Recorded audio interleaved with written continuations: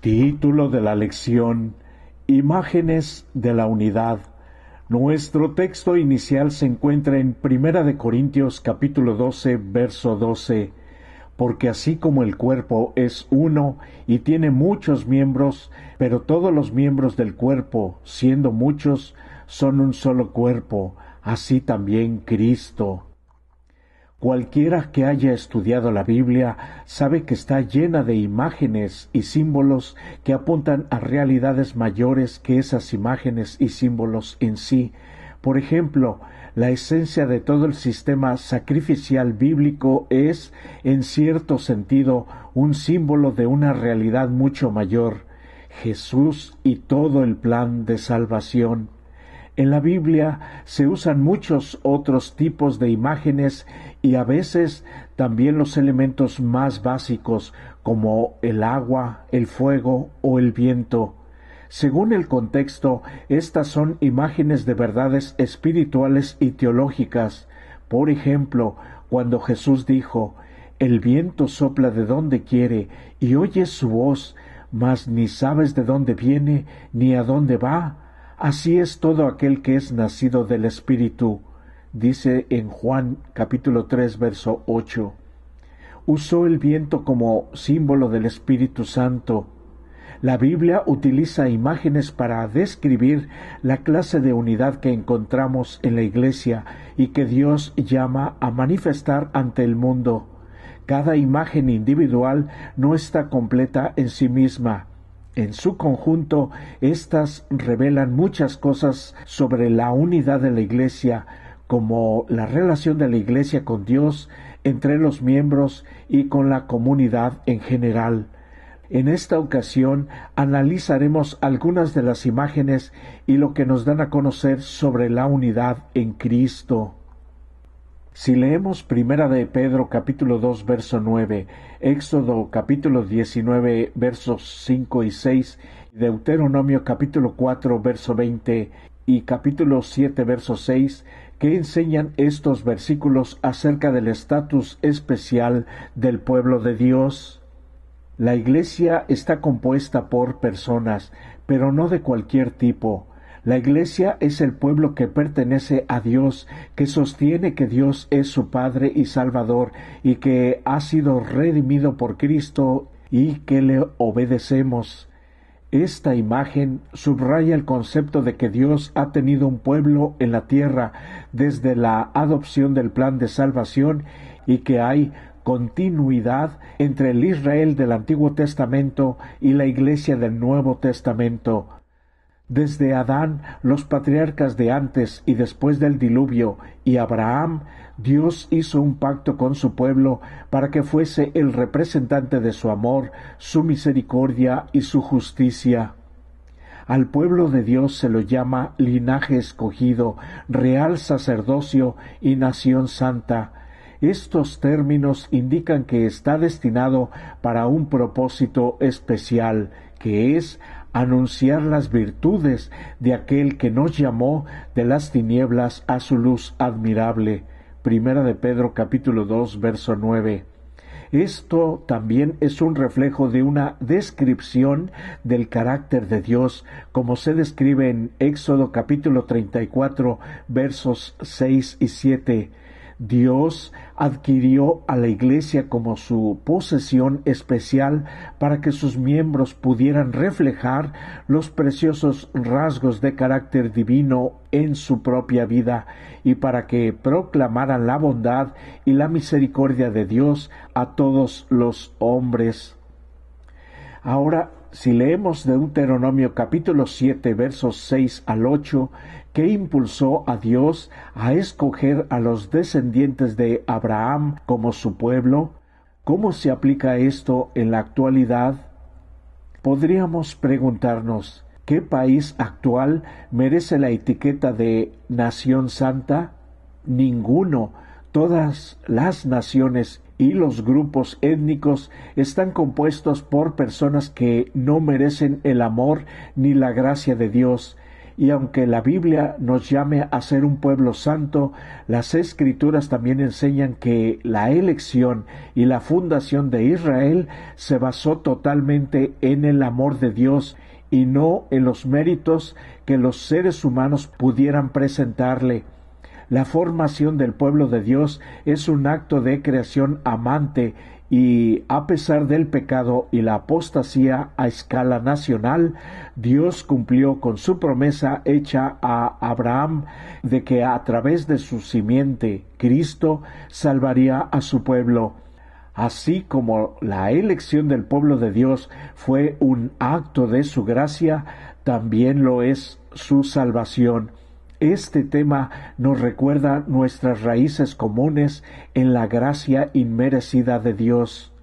¿Por qué debemos tener siempre presente la sagrada verdad de que nuestra salvación depende de lo que Cristo ha hecho por nosotros y no por lo que podemos hacer por nosotros mismos, por más que seamos el pueblo de Dios?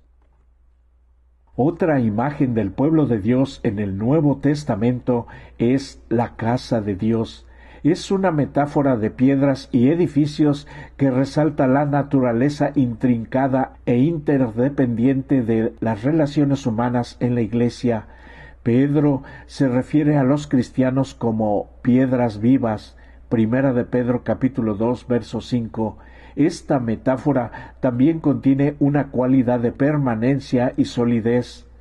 Si leemos Efesios capítulo 2 versos 19 al 22, ¿qué ideas clave enfatiza Pablo en este pasaje? ¿Qué nos dice esta imagen sobre la unidad de la Iglesia? Precisamente en este pasaje, Pablo combina dos imágenes de la Iglesia, una inerte, una casa o edificio, y la otra viva, un hogar de personas. Una piedra no es muy valiosa por sí misma, pero cuando está unida con otras piedras se convierte en una estructura que puede resistir las tormentas de la vida. Ningún cristiano puede ser una piedra solitaria, debe relacionarse con otros en la comunión de la familia de Dios. Para que un edificio sea sólido, debe descansar sobre una base sólida. Jesucristo es este fundamento y la piedra angular de la casa de Dios. Ver además 1 Corintios capítulo 3, verso 11. La Iglesia también dejaría de existir si no hiciera de Cristo la piedra angular de sus actividades, pues ella gira en torno a Jesucristo, su vida, su muerte, resurrección y retorno. La Iglesia forma una comunidad de creyentes unida para compartir con el mundo las buenas nuevas de Jesús. La agenda de la Iglesia es Jesús. ¿Quién es Él? Lo que hizo por nosotros, lo que hace por nosotros y lo que le ofrece a todo el que lo acepte como Señor y Salvador. Esta imagen de una casa también es muy significativa. Esta se basa en las relaciones que las personas tienen entre sí. Es una imagen familiar, el padre y la madre, los hermanos y las hermanas. Los lazos entre los miembros de la familia pueden ser muy fuertes y las lealtades consiguientes a menudo trascienden todos los demás vínculos externos. La lealtad es una gran parte de la unidad porque ¿cómo podría haber algún tipo de unidad si no hubiese lealtad? ¿Qué relación tiene esta imagen con la Iglesia? Los miembros de la Iglesia también son parte de una gran familia. Estamos unidos, estamos vinculados, no solo porque pertenecemos a la familia humana a través de nuestro ancestro común, Adán, sino también porque estamos relacionados con Jesús, el segundo Adán, a través de nuestra experiencia del nuevo nacimiento. Por lo tanto, nos unen las verdades doctrinales que tenemos en común y también la experiencia de ser almas convertidas que tienen una nueva vida en Jesús.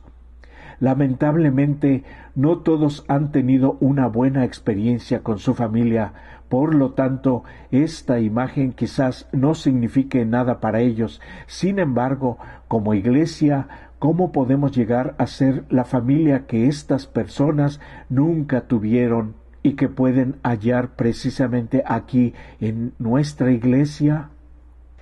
Otra imagen del edificio que Pablo usa es la del templo de Dios o del Espíritu Santo. Es la imagen de un edificio costoso y valioso. Junto con 1 Corintios capítulo 6 verso 19, donde la imagen se refiere a nuestro cuerpo personal como templo del Espíritu Santo, en 1 Corintios capítulo 3 versos 16 y 17, Pablo utiliza la imagen para referirse al edificio más santo y precioso del antiguo cercano oriente, el templo de Dios. Si leemos 1 Corintios capítulo 3 versos 16 y 17, ¿qué significa que la iglesia sea el templo del Espíritu Santo? ¿De qué advierte en el versículo 17? Obviamente, Pablo, al referirse a la iglesia, no tiene en mente un templo o un lugar físico de residencia para Dios. Esta metáfora se refiere a una entidad corporativa.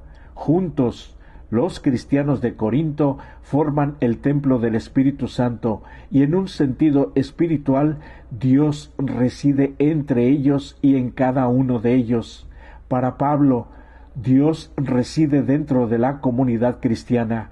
De allí su advertencia de que cualquiera que intente destruir esta confraternidad sufrirá las consecuencias del juicio.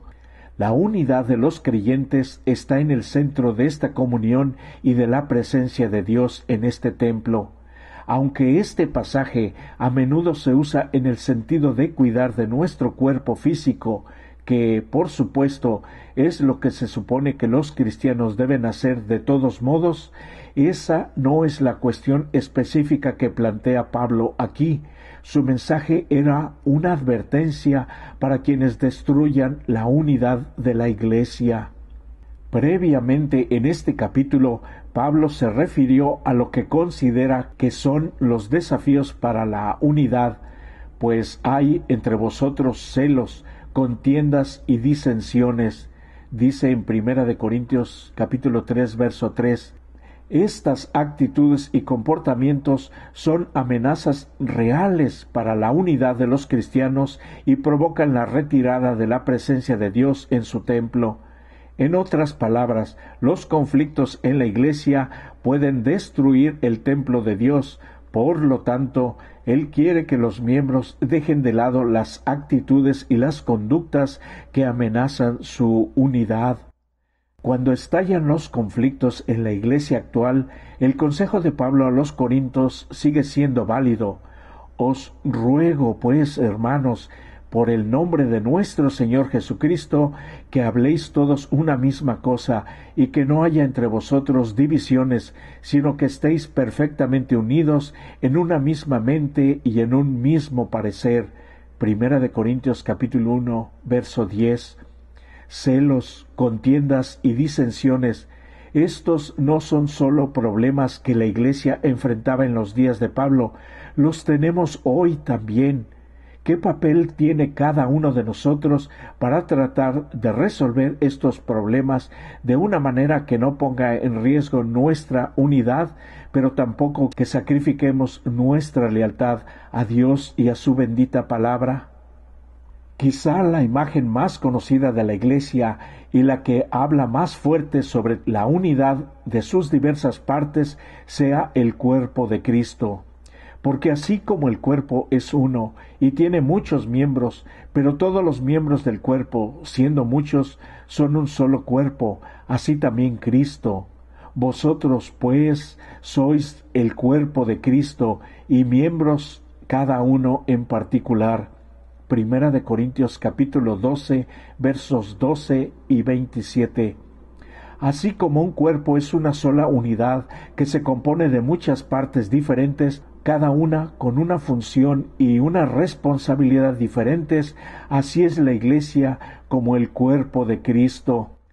Si leemos Primera de Corintios capítulo 12 versos 12 al 26, cómo se aplica esta imagen de un cuerpo con muchas partes a tu congregación local, cómo se aplica a una organización mundial como la Iglesia Adventista del Séptimo Día. La enseñanza de Pablo en Primera de Corintios 12 transmite la profunda realidad de que la auténtica unidad cristiana no se da solo en la diversidad, y sin duda tampoco se da a pesar de la diversidad, sino más bien a través de la diversidad.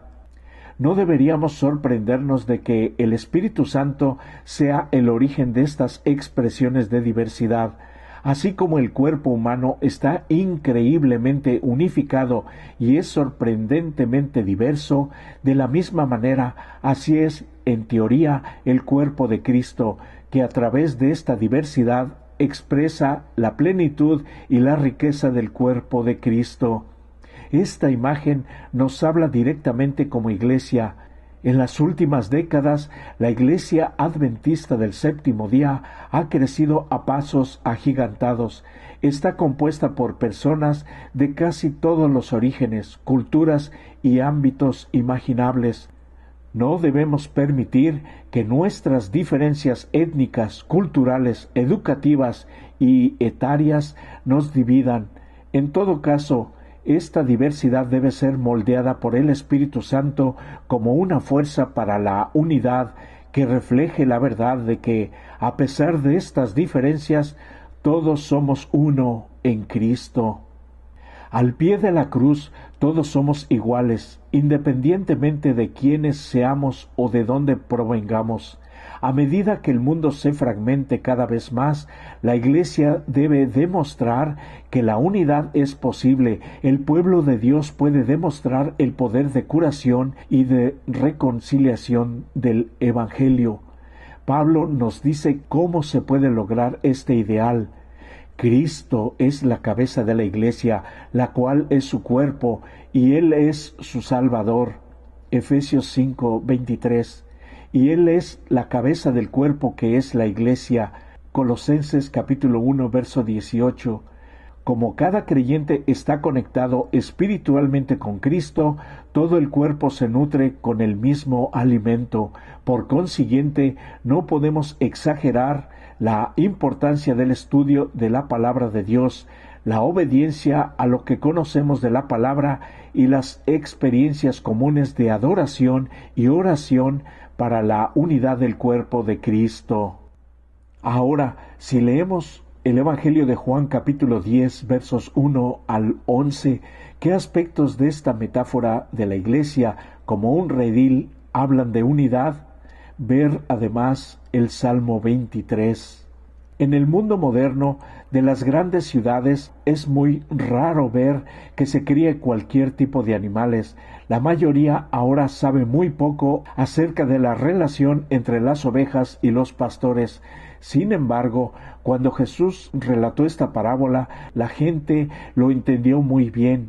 Cuando dijo, «Yo soy el buen pastor», inmediatamente reconocieron y comprendieron su referencia al Salmo 23:1. Jehová es mi pastor. La imagen no solo era clara, sino también estaba llena de un valor emocional que la hacía vívida.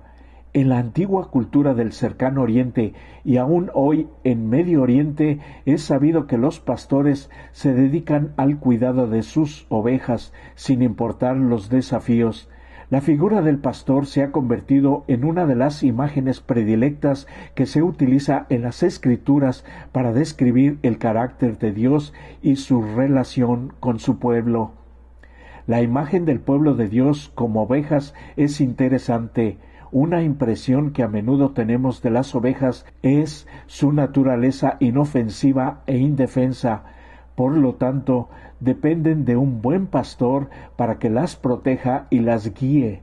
A veces, sin querer, las ovejas se pierden y el pastor las busca y las lleva de vuelta al redil. Los corderos a menudo necesitan que los lleven y requieren cuidados adicionales. Se necesita paciencia y comprensión para cuidar ovejas. En muchos aspectos, esta es una imagen perfecta para representar a la Iglesia. El miembro de esta Iglesia no tiene nada que temer, lleva todas las de ganar en una relación con el pastor, con Jesucristo. Jesús también enfatizó en esta parábola la importancia de que las ovejas escuchen la voz del pastor. Cuando las condiciones lo requieren, es posible proteger a varios rebaños de ovejas colocándolas en el mismo vallado o redil. ¿Cómo se las puede separar más tarde? Todo lo que se necesita es que el pastor se pare en la puerta del redil y las llame. Las ovejas reconocerán su voz y acudirán a él. Y cuando ha sacado fuera todas las propias, va delante de ellas y las ovejas le siguen, porque conocen su voz. Juan capítulo 10, verso 4. Escuchar la voz del pastor es crucial para la Iglesia.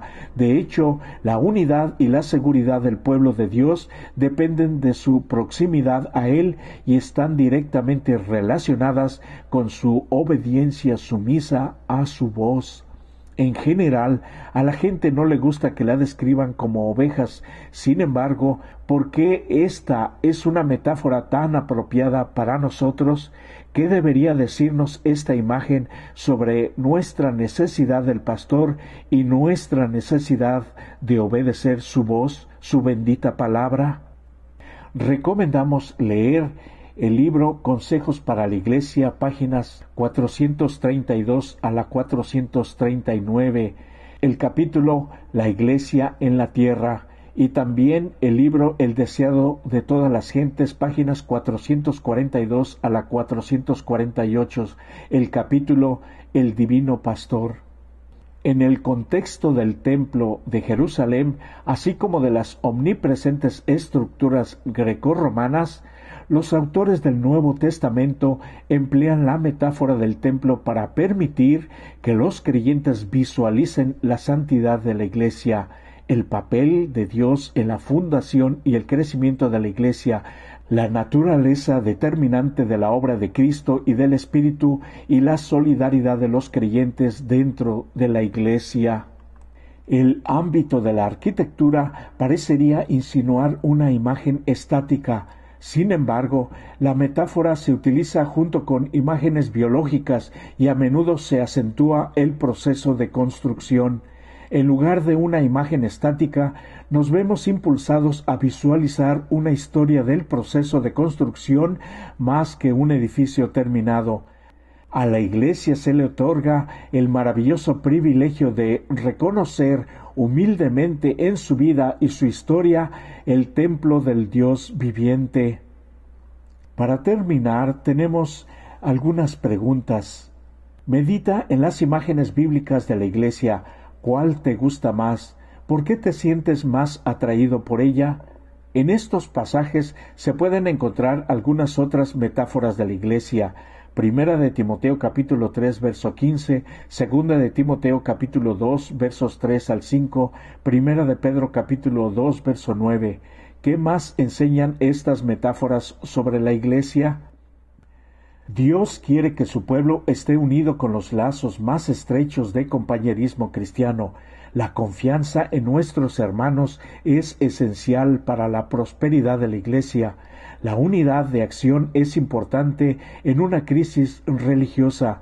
Un paso imprudente, una acción descuidada, puede hundir a la Iglesia en dificultades y pruebas de las cuales podría no recobrarse por años. ¿Qué debería enseñarnos esta advertencia sobre cuán cuidadosos debemos tratar de ser para proteger la unidad de la Iglesia? ¿Qué papel tiene cada uno de nosotros en esta sagrada responsabilidad? La sección del domingo enfatizó que incluso como pueblo de Dios debemos confiar únicamente en la gracia de Dios para salvación, nunca en nuestros propios méritos. De hecho, incluso podríamos argumentar que nuestra confianza en los méritos de Dios para la salvación es lo que nos hace ser el pueblo de Dios. ¿Crees que esta es una afirmación válida? Como resumen, podemos decir, el Nuevo Testamento usa diferentes metáforas para ilustrar tanto la naturaleza como la misión de la Iglesia. Más aún, Estas metáforas enseñan que Dios vela atentamente por su pueblo y lo protege. Estas imágenes también enseñan que el pueblo de Dios está intrínsecamente ligado entre sí y que nos necesitamos mutuamente para hacer la obra a la que hemos sido llamados. Por eso hoy es un nuevo día de oportunidad de unirnos más con nuestro Dios a través de su santa palabra, pero también a través de su iglesia, de nuestros hermanos, para poder terminar nuestra obra a la que hemos sido llamados, para terminar la misión, para que Jesús pueda venir. Deseo que Dios te pueda bendecir allí donde estás, y que pueda ser usado por el Espíritu de Dios para que exista más unidad en la congregación donde estás. Que Dios te bendiga hoy y siempre.